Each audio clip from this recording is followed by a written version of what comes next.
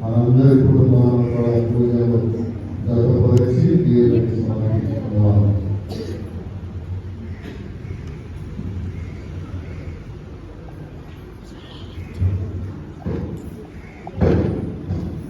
పితా పుత్ర పవిత్ర నామమున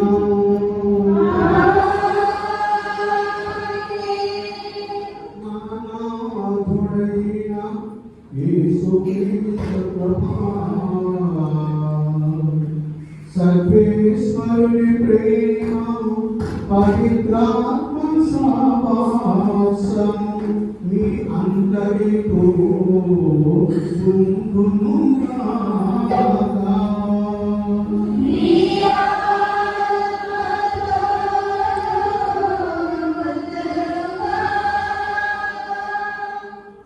పరిశుద్ధ కన్య అయిన మరియమ్మ దినోత్సవము ఆనందంతో కొనియాడుతాము. ఎందుకన ఈమె నుండి నీతి సూర్యుడైన మన దేవుడైన క్రీస్తు ఉదయించాడు. పూజ దేవులారా, సహోదరి సహోదరులారా, యవనస్తులారా, వృద్ధులకే బాలకులారా, మరియమ్మ జయంతి మనందరికీ దివ్యమైన కాంతి. ఈ రోజున తల్లి యొక్క జన్మోత్సవం కొనియాడటం అనేది అది ప్రభు మధునాథమే జరుగుతూ ఉన్నది.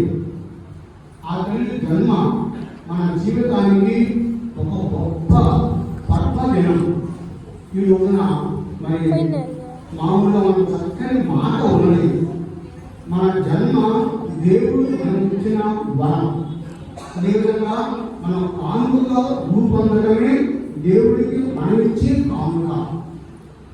51వ కీర్తన 17వ వచనం చూసినట్లయితే దేవుడు ఇష్టపడే కానుక విరిగి నలిగిన హృదయమునే, వినయాన్వితమైన హృదయమునే దేవుడు కానుకగా స్వీకరిస్తూ ఉన్నారు.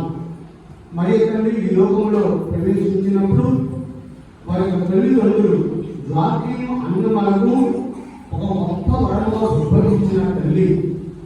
ఆమె జన్మ పాప రహితోద్భవి.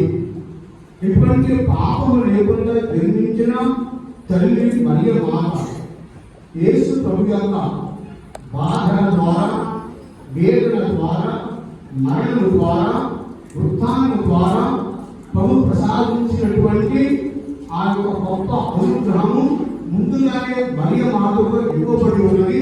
అది దైవ ప్రణాళిక. దాని వలన మరియమ్మ